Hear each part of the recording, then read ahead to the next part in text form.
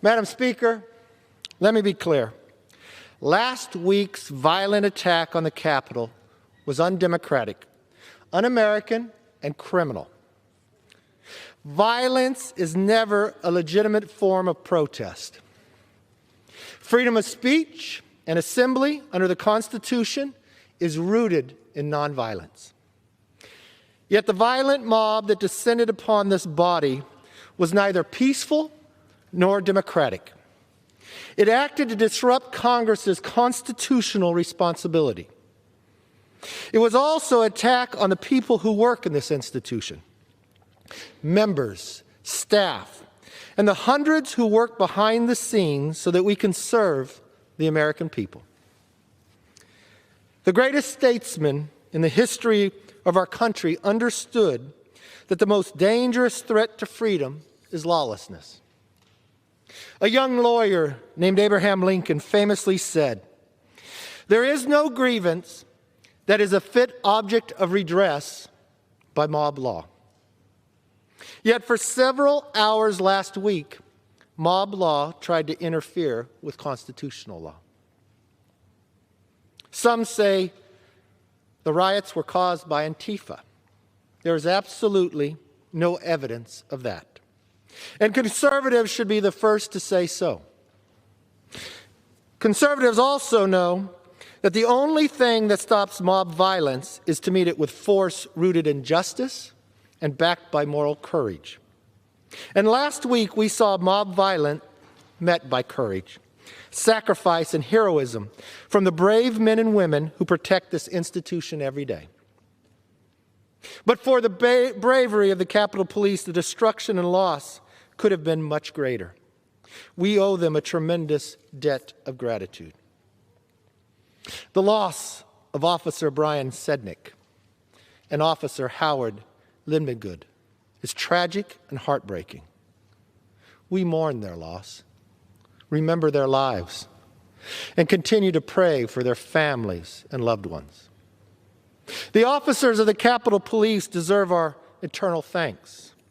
We will never forget the dangers they faced, the determination they showed, or the sacrifices they made. And make no mistake, those who are responsible for Wednesday's chaos will be brought to justice. Which brings me to today's debate. I believe impeaching the president in such a short time frame would be a mistake.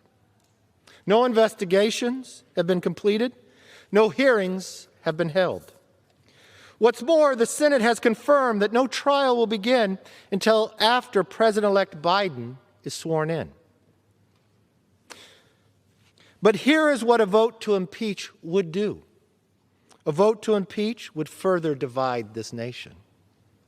A vote to impeach will further fan the flames of partisan division. Most Americans want neither inaction nor retribution. They want durable, bipartisan justice. That path is still available, but is not the path we are on today. That doesn't mean the president is free from fault. The president bears responsibility for Wednesday's attack on Congress by mob rioters. He should have immediately denounced the mob when he saw what was unfolding. These facts require immediate action by President Trump. Accept his share of responsibility, quell the brewing unrest, and ensure President-elect Biden is able to successfully begin his term. And the president's immediate action also deserves congressional action, which is why I think a fact-finding commission and a censure resolution would be prudent. Unfortunately, that is not where we are today. Truly, this past week was one of the most difficult for Congress and our nation. Of all the days here, last Wednesday was the worst day I've ever seen in Congress. Our country is deeply hurt. So where do we go from here? After all the violence and chaos of the last week, is it important to remember that we are still here to deliver a better future for all Americans. It does not matter if you are liberal, moderate, or conservative. All of us must resist the temptation of further polarization. Instead, we must unite once again as Americans. I understand for some, this call for unity may ring hollow. But times like these are when we must remember who we are as Americans and what we as a nation stand for. And as history shows, unity is not an option, it's a necessity. It is as necessary today as it was at the start of our country. I want us all to think back to how John Adams and the Federalist Party handed power over to Thomas Jefferson and his party after the election of 1800. That election, and indeed that era, was one of the most divisive ever. Partisans used every dirty trick in the book. They demonized each other, dismissed reasonable dissent, and described their opponents as seditious. Sound familiar? The election of 1800 could have destroyed our young nation. But instead of breaking us, it helped us bring us together, thereby preserving the world's last best hope of freedom. After a hard-fought battle over the Electoral College and Congress, Adams conceded.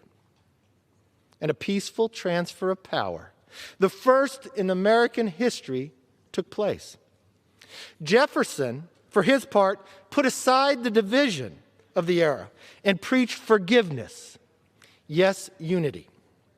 In his first inaugural address, he famously said, "Every difference of opinion is not a difference of principle."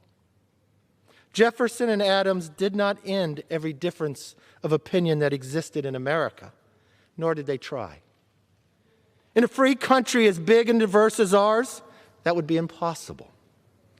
What they did was more important. They recognized a deeper unity, a unity rooted in the famous proposition both men helped to write. At a critical moment in history, our founders chose peace, liberty, partnership over tension, division, and partisanship. For the sake of our country, we must make the exact same choice.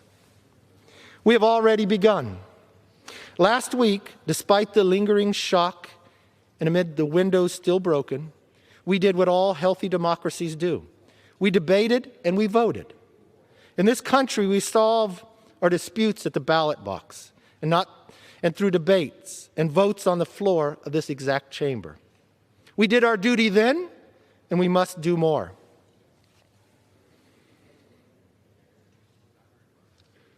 The eyes of the nation and the world are upon us. We must seize this opportunity and heal and grow stronger. As leaders, our place in history depends on whether we call on our better angels and refocus our efforts to work directly for the American people. United, we can deliver peace, strength, and prosperity our country desperately needs.